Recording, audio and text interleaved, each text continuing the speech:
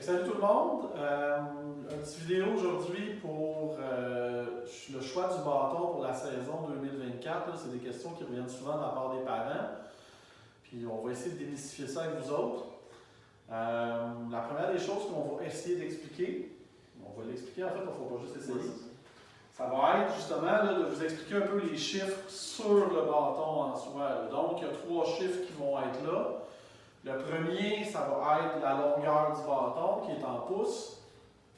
Le deuxième, ça va être le poids qui est en onces. Et le dernier, c'est la différence des deux qu'on appelle la drop dans le langage du baseball. Le premier point à mesurer est la longueur. Donc, il y a 2 façons de faire pour mesurer ton bâton. La première étant, tu vas prendre le pommeau du bâton, tu vas l'installer au milieu de ton sternum, au milieu de ta poitrine.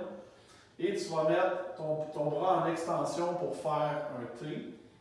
Et on va aller mettre les doigts au bout du bâton et tu veux que tes phalanges soient capables de venir justement recouvrir le bout du bâton. Ça, c'est la première façon de faire. Un autre point important dans cette technique, c'est de ne pas étirer son bras au maximum de sa capacité. Le but, c'est juste de mettre son bras en complète extension sans venir étirer à 100%.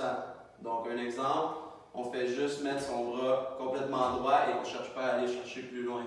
La deuxième façon de mesurer son bâton, idéalement avec au moins des espadrilles ou tes spikes, tu vas déposer ton bâton au sol, le long de ton corps, puis tu dois être capable de venir agripper la grippe du bâton avec une main complète au bout du bâton. C'est la bonne façon aussi de mesurer. Ça devrait pas mal donner les deux la même donnée. Évidemment, c'est pas la vérité absolue, mais on n'est pas... C'est un environ. Oui, exactement. Pour déterminer le poids idéal de votre bâton, il y a une seule façon efficace, c'est de faire un swing à pleine intensité et être capable de venir arrêter notre swing avant que le bâton atteigne notre jambe avant. Donc, je vais faire un exemple ici. Je vais faire un swing complète intensité. J'arrête mon swing avant ma jambe avant. Ça détermine que le joueur a la puissance, la force en fait, nécessaire pour frapper ce bâton. Si jamais vous voyez que le bâton dépasse avant qu'il soit capable de l'arrêter, cela signifie que le bâton est trop lourd. Donc, mettons, si le bâton qui a dépassé est un -5, on va plus aller chercher un -10 dans ce cas. Aussi, dans les catégories midget, A et B, on est obligé de frapper avec des bâtons -3. Une fois rendu calibre midget 2A en montant, on va être obligé de frapper avec des bâtons en bois. Il reste peut-être juste un petit point là, à vous expliquer. C'est la formule pour déterminer justement la puissance d'un élan. Donc ça va être déterminé de la force, ou dans le cas du bâton, ça va être sa masse, multiplié par la vitesse, donc à la vitesse à laquelle tu es capable de prendre ton élan. C'est ce qui va déterminer justement la puissance à laquelle tu vas être capable de frapper la balle.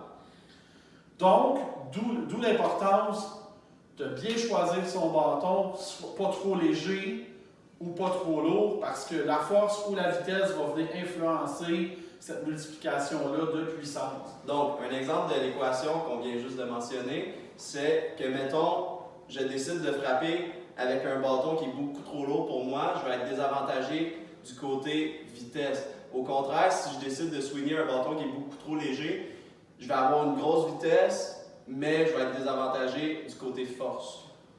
En conclusion, vous allez avec votre enfant magasiner un bâton, il trouve le bâton orange, là, c'est celui-là qu'il veut. Là.